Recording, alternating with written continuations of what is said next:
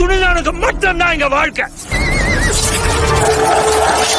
இந்த வேலையை செய்யறதுக்கு நம்மளை விட்டா வேற ஆளே கிடையாதான். எங்க பேய்க்கிட்ட பிசாசிக்குதுன்னு சொன்னா எல்லாம் புரியும் மாய சூனியக்காரன் யாராம்? சூனியக்காரன் இல்ல சங்கோனே, சூனியக்காரி பாரதி. அவதான் உண்மை இல்லையே. அந்த சூனியக்காரர்களை யாருமே கட்டவே முடியாதா? கட்டுவோம், நான் கட்டுறேன்.